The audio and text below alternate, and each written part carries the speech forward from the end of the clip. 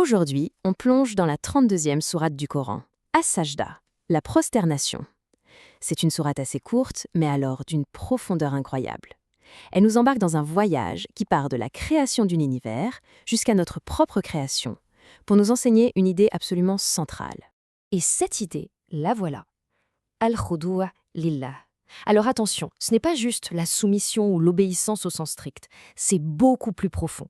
C'est un état d'être, une sorte de reddition humble et volontaire qui naît quand on prend conscience de la grandeur du Créateur face à notre propre petitesse. C'est vraiment le fil rouge qui parcourt toute la sourate.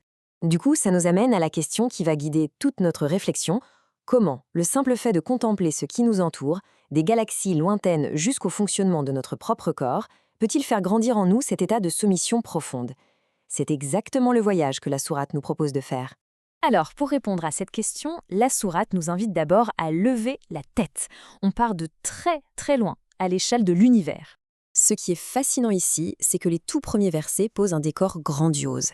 Ils affirment non seulement que Dieu est unique, mais surtout qu'il gère activement et avec une précision d'horloger la totalité de l'univers. On ne parle pas d'un créateur distant qui aurait lancé la machine avant de partir, non, on parle d'un administrateur omniscient qui régit tout, tout le temps. Et rien que cette prise de conscience de l'ordre cosmique, eh bien c'est le premier pas vers l'émerveillement, et donc vers l'humilité. Et maintenant, accrochez-vous, la sourate opère un zoom absolument vertigineux. On quitte l'échelle cosmique pour arriver à quelque chose de beaucoup, beaucoup plus intime. Nous, l'être humain. La sourate nous déroule les étapes de notre propre création. Ça commence avec de l'argile, puis une simple goutte de liquide, qui devient un caillot, puis un être complexe, façonné avec un soin infini.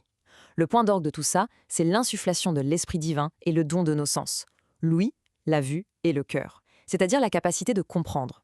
Franchement, quand on se rappelle cette origine si humble, ça remet les idées en place et c'est un puissant remède contre l'orgueil. Face à tous ces signes, qu'ils soient dans l'univers ou en nous, la sourate nous montre qu'il y a une bifurcation. L'humanité se sépare en deux.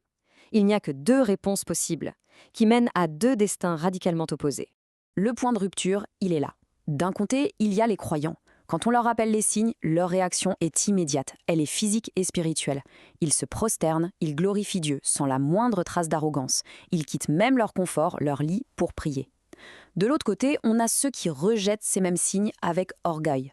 Et la sourate décrit leur état final, l'humiliation totale, la tête baissée de regret, à supplier pour une deuxième chance, qui évidemment ne viendra jamais. Alors, justement, pour ceux qui ont choisi cette première voie, celle de la soumission et de la foi, quelle est la conséquence?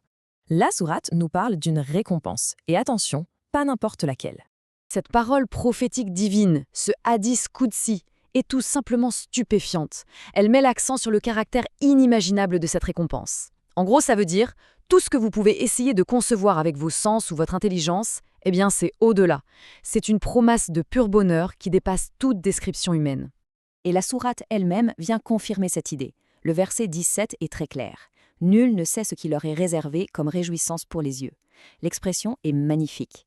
Il ne s'agit pas juste de plaisir, mais d'un contentement profond, une joie qui apaise le regard et le cœur. Et c'est ça la récompense pour leur humble soumission. Bon, tous ces thèmes sont très profonds, mais ce qui est intéressant, c'est de voir comment ils sont ancrés dans une pratique concrète. Parce que cette sourate, elle a une place toute particulière dans la tradition. Il est rapporté que le prophète récitait cette sourate tous les vendredis matins à la prière de l'aube. C'était en quelque sorte son rappel hebdomadaire sur ces thèmes fondamentaux. En plus de ça, il ne s'endormait jamais sans l'avoir lu, avec la sourate Al-Mulk.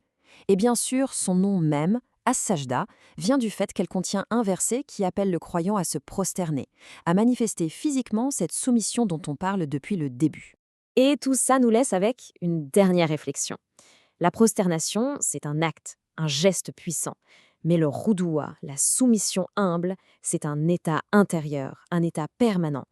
La vraie question, c'est donc, au-delà de l'acte rituel, comment cultiver cet état de soumission volontaire et apaisée au quotidien, dans nos pensées, nos actions, nos réactions. C'est peut-être ça le plus grand enseignement de cette magnifique sourate.